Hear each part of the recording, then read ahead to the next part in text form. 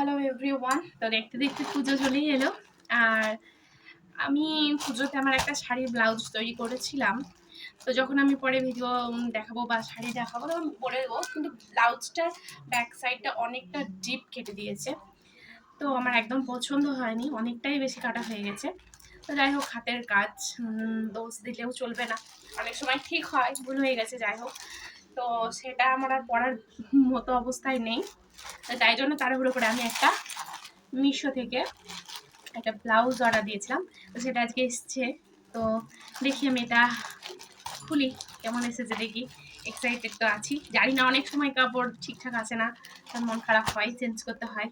তো দেখি ব্লাউজটা কেমন এসেছে। এটা আজকে এসেছে, কিন্তু আমি টাইম পাইনি এটা আনবক্সিং করার, কারণ আমার বাবু না ঘুমালে এগুলো হয় না। তো ও এখন ঘুমোচ্ছে আর আমি দেখি এখন। তো দেখে মনে হচ্ছে ভালোই, পুরোটা খুলি। আর এটার, জানো তো, এটার দাম কত নিয়েছিল আসলে? এটা আমি প্রিপেড ছিল, দামটা দেখতে পাচ্ছি না এখানে। দাম নিশ্চয়ই থাকবে দেওয়া, তো আমি পরে না হলে বলে দেবো দামটা। এটার দাম 300 সামথিং এরকম ছিল নাকি, যাই হোক পরে বলে দেবো, দেখতে হবে আমাকে যেখানে।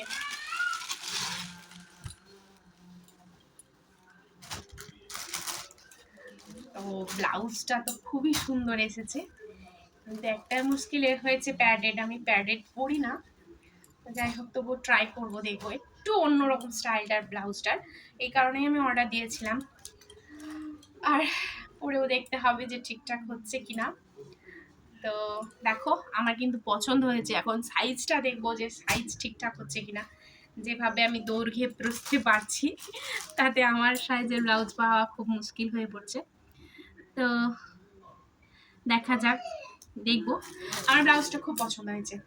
পেছনটা দেখো, এরকম এরকম টাইপের আছে, এই 3 কোণ টাইপের, আর এখানে হুক সিস্টেম আছে। আমার বাবু আবার উঠে যাচ্ছে। তো ঠিক আছে, টাটা, তাড়াতাড়ি এইটুকুই বললাম। আর সামনেটা এরকম খোলা আছে, টাটা। তো এটা আমি পরে যদি পুজোতে পড়ি, তা আমি তখন পিক পোস্ট করে দেবো।